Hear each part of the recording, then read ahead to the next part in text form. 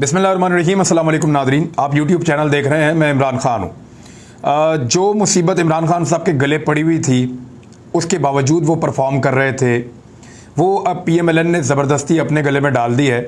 और मज़े की बात यह है कि वो परफॉर्म भी नहीं कर पा रहे और पूरे मुल्क के ऊपर एक बोझ बन गया है। मईशत को इन्होंने पूरी तरह से दिवालिया कर दिया है।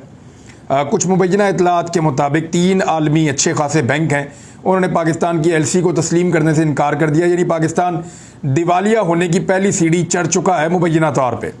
ये चीज़ें रिपोर्टें मैं देख रहा था। अब कुछ और इश्यूज़ हैं, उन पे मैं बात करता हूँ। आपको याद होगा कि पीपल्स पार्टी ने और PMLN ने कहा था कि इमरान खान ने स्टेट बैंक को गिरवी रख दिया है और स्टेट बैंक का कानून तब्दील कर दिया है।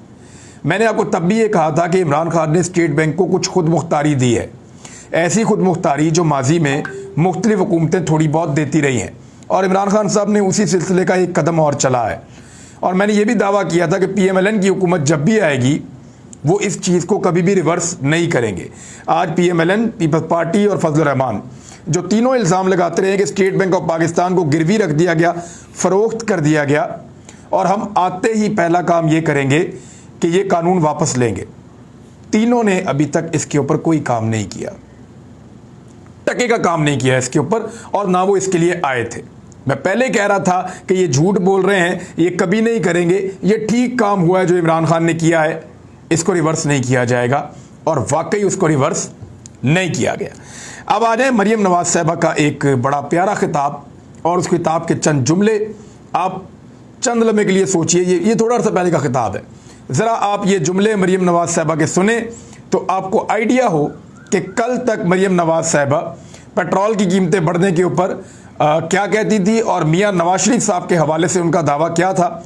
ये जरा सुनिए आप। नवाज शरीफ को अगर सर झुकाकर इमरान खान की तरह IMF की सारी शराइत माननी पड़ती, सर झुका के इमरान खान की तरह कह देता कि हाँ जी पेट्रोल की कीमतें भी बढ़ाऊंगा, डीजल की कीमतें भी बढ़ाऊंगा, स्टेट बैंक को भी गिरवी रख दूंगा, तो ये कोई मुश्किल काम था। तो आपने देखा कि स्टेट बैंक को गिरवी रख दूंगा तो वो आके उसको ठीक कर दे, वापस खुद मुख्तारी उसकी वापस ले लें, वो नहीं ली।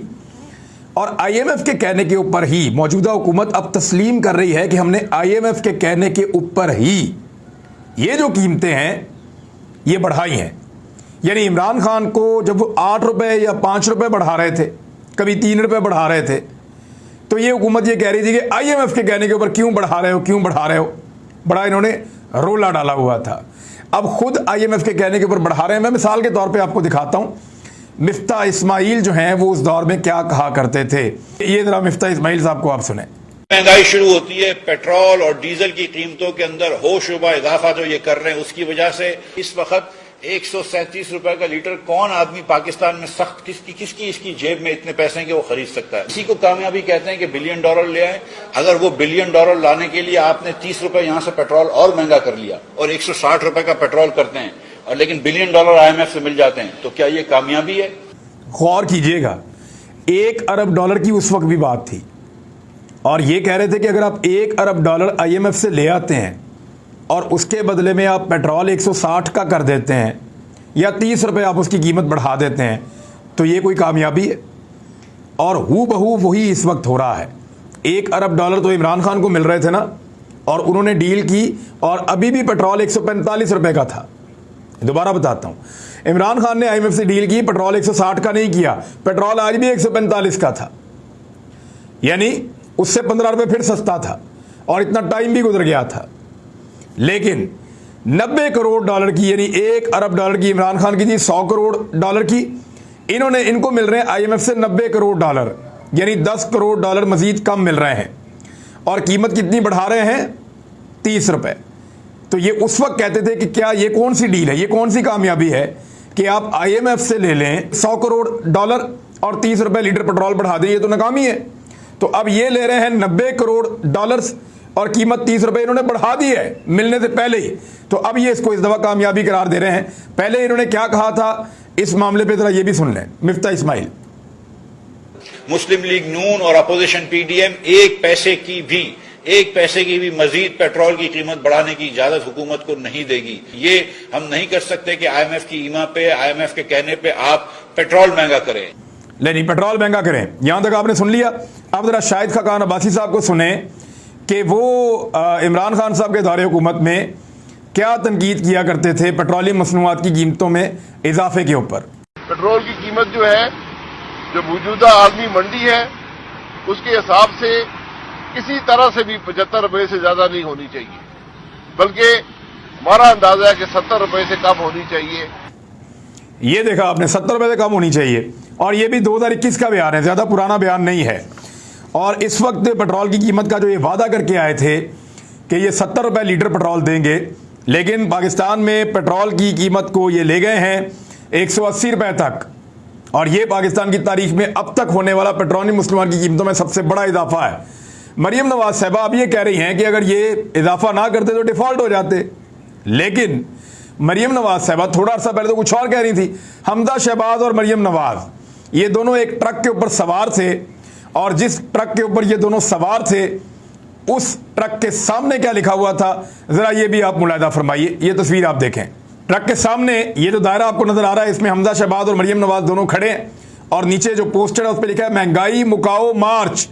और इन्होंने इमरान खान की हुकूमत को खत्म किया और अपनी हुकूमत बनाई, महंगाई मुकाने की बजाय महंगाई को बहुत ज्यादा कर दिया, मईशत तबाह कर दी, महंगाई बहुत ज्यादा कर दी, और अब महंगाई का एक नया तूफान भी आने वाला है। तो ये जी इनका मैंने आपको सारा चट्टा कट्टा बता दिया कि ये कहते कुछ थे कि पब्लिक के रिलीफ के लिए हम आए हैं, ये एक्चुअली पब्लिक के रिलीफ के लिए नहीं आए थे। ये आए थे इलेक्शन के सिस्टम में धांधली करने के लिए कि इलेक्टोरल रिफॉर्म्स करेंगे, ओवरसीज पाकिस्तानियों का वोट खत्म, इलेक्ट्रॉनिक वोटिंग मशीन खत्म। ये आए थे नैब के पर काटने के लिए, नैब कवानीन में तमाम तरमीम करके नैब खत्म। 2 तारीख को चेयरमैन नैब का जो है मुद्दत पूरी हो रही है, उसके बाद ये अपनी मर्जी का उसी दिन नैब का चेयरमैन तैनात करेंगे, क्योंकि वहां पे राजा रियाज अपोजिशन लीडर हैं, और राजा रियाज जो है वो मिलकर शहबाज शरीफ के साथ एक नया चेयरमैन नैब जो है वो वहां पे अपॉइंट कर देंगे, और वो इनको कुछ भी नहीं कहेगा, इनका अपना बंदा आ जाएगा। ये बिल्कुल ऐसे ही कहेंगे जैसे अदर सिद्दीक साहब ने अभी ये खबर दी है, और इसको असद खरल साहब ने भी दिया खबर को, कि चुपके चुपके से एक मिली भगत हुई है जो सामने आ गई है, क्योंकि अपोजिशन और हुकूमत ये दोनों मिलकर, यानी अपोजिशन लीडर और कायदे ऐवान वज़ीर आज़म, ये मिलकर फैसला करते हैं कि इलेक्शन कमीशन के मेंबर्स कौन से होंगे, निगरान हुकूमत क्या होगी, चेयरमैन नैब कौन बनेगा, अहम तैनातियां होती है ना ये। तो इन्होंने जस्टिस रिटायर्ड अकरामुल्लाह खान और बाबर हसन भरवाना, इन दोनों को इलेक्शन कमीशन के मेंबर जो 2 नहीं थे, जो 2 मेंबर्स नहीं थे, वो इनको इन्होंने मुकर्रर कर दिया है। अब इन दोनों की जो पहचान बताई जा रही है मुबैना तौर पे, ये PMLN के बहुत करीब हैं, PMLN के बहुत करीब हैं। तो ये एक वारदात PMLN ने डाल दी है, आने वाले वक्त में वो अपना चेयरमैन नैब भी लेकर आएंगे। तो आइन के साथ, कानून के साथ खिलवाड़ हो रहा है, लेकिन इन मामलात पे पहले ही सुप्रीम कोर्ट एतराज कर चुकी है कि आप अपने करप्शन से, केसेस से बचने के लिए ये सारा कुछ कर रहे हैं, तो ये मामला रिवर्स भी हो सकते हैं। दूसरी जानिब जो ओवरसीज पाकिस्तानियों के वोट का मामला है, ये शुरू हुआ था सुप्रीम कोर्ट ऑफ पाकिस्तान के एक हुक्मनामे से, और पिछली मरतबा जो ज़िमनी इंतखाबात हुए थे उनमें कई ओवरसीज पाकिस्तानियों को तजर्बाती तौर पे पहली मरतबा वोट डालने का हक भी दिया गया था, और इसका तजर्बा किया गया था। अब इलेक्शन कमीशन ऑफ पाकिस्तान जो है वो भी नहीं चाहता, ये जो पॉलिटिकल पार्टी है ये भी नहीं चाहती, लेकिन सुप्रीम कोर्ट ऑफ पाकिस्तान का हुक्म मौजूद है, और उन्होंने ये कहा था कि हक दिया जाए ओवरसीज पाकिस्तानियों को, जबकि इमरान खान साहब ने कानून बनाकर ओवरसीज पाकिस्तानियों को वोट देने का हक दिया था। अब PMLN ने उनका ये हक छीन लिया है, और फौरी तौर पे आज में ही मेरे ख्याल में ये कर लेंगे, उसको सेनेट के सामने लेकर जाएंगे, और सेनेट से भी इसको मंजूर करवा लेंगे, और ये बाकायदा फिर ओवरसीज पाकिस्तानियों का वोट EVM मशीन की तरह ख़त्म हो जाएगा। लेकिन इसके लिए पाकिस्तान तहरीक इंसाफ ने तैयारी की है, वो 2 बड़े अहम मुकदमात को लेकर जा रहे हैं अदालतों में। एक तो ये ओवरसीज पाकिस्तानियों के वोट का हक ख़त्म नहीं किया जा सकता, क्योंकि जिसको वोट का हक दे दिया जाए उससे वोट का हक वापस नहीं लिया जा सकता, और ये बुनियादी हक है कि वो वोट डालें। अब उसका तरीकाकार जो है उसको सुप्रीम कोर्ट के साथ मिलकर और इदारों के साथ मिलकर तय किया जा सकता है। पाकिस्तान तहरीक इंसाफ इसको अदालत में ज़रूर लेकर जाएगी। दूसरा, पाकिस्तान तहरीक इंसाफ की इस वक्त हुकूमत तो नहीं है, लेकिन वो मुकदमात बनवाने की कोशिश करेंगे, दरखास्तें देंगे, क्योंकि जो उनके लोग कत्ल हुए हैं, जिनको मारा गया है, और जो पुलिस ने टॉर्चर किया है, जो बेशुमार लोग ज़ख्मी हुए हैं, जो शेलिंग हुई है और एक्सपायर्ड शेल इस्तेमाल किए गए हैं, और कितने बड़े पैमाने पे, ये एक रिपोर्ट है जो गैदर की थी जनरल अमजद शुएब साहब ने, और उनकी जो रिपोर्ट है उसमें उन्होंने बताया भी अपने वीलॉग में, इसकी मैं इन्फॉर्मेशन आपके साथ शेयर कर देता हूँ। जनरल साहब ये बता रहे थे कि कुछ 4000 ऑपरेशन पुलिस ने टोटल किए हैं, 4000 पुलिस के ऑपरेशन हुए हैं पीटीआई को रोकने के लिए, उनको कंट्रोल करने के लिए। बंदे टोटल पीटीआई के 200 से 300 थे बकौल राणा सनाउल्लाह के, तो ऑपरेशन उसके लिए 4000 किए गए हैं। और जो टीयर गैस शेल्स इस्तेमाल किए गए हैं वो 75,000 उन्होंने कहा, मेरी इतला के मुताबिक वो 25,000 के आसपास थे, लेकिन जनरल साहब बता रहे हैं कि 75,000 शेल्स इस्तेमाल किए गए हैं। रबड़ बुलेट्स 5,000 इस्तेमाल की गई हैं, और पुलिस की जो फोर्स नफरी इस्तेमाल की गई है वो 1,80,000 पुलिस वाले थे। यानी 1,80,000 को अगर आप डिवाइड कर दें 200 पे या 300 बंदों पे भी, तो 150 से 200 बंदा पुलिस वाला एक बंदे के पीछे लगाया हुआ था। और उसके बाद जो कंटेनर्स लगाए गए हैं वो लगभग 20,000 कंटेनर्स को इस्तेमाल किया गया है पूरे पंजाब के जगह जगह शहरों में, हर जगह बंद करने के लिए, बंदिश लगाने के लिए। तो ये तो जनाब जनरल अमजद शुएब साहब ने जो इन्फॉर्मेशन शेयर की वो मैंने आपको दिखा दी। लेकिन इन मामलात को लेकर अदालतों में अब पाकिस्तान तहरीक इंसाफ जाएगी, ताकि अदालती अहकामात के बाद जब PMLN की हुकूमत ना हो तो ये मुकदमा दर्ज करवाए जाएं। वो राणा सनाउल्लाह साहब के खिलाफ दर्ज करवाएंगे और दीगर जो PMLN की क़यादत है उनके खिलाफ करवाएंगे, IG को, SSP को, CCPO को, DIG को, इन लोगों को इसके अंदर फरीक बनाया जाएगा। होम सेक्रेटरी, होम डिपार्टमेंट, इन सब लोगों को इन्वॉल्व किया जाएगा, क्योंकि बड़ा ब्रूटल अटैक है जो हुआ है पाकिस्तान तहरीक इंसाफ के कारकुनों के ऊपर। इंसानी हकूक़ की तंजीमें बिल्कुल खुश हैं और चुप हैं, यानी इंसानी हकूक़ की तंजीमें इस पर बात ही नहीं कर रही। शहबाज शरीफ साहब का अपना स्टेटमेंट आप सुने तो आप हैरान हो जाएंगे। यानी शहबाज शरीफ साहब क्या फरमा रहे हैं? शहबाज शरीफ साहब फरमा रहे हैं कि इस तरह का कोई वाक़या ही नहीं हुआ।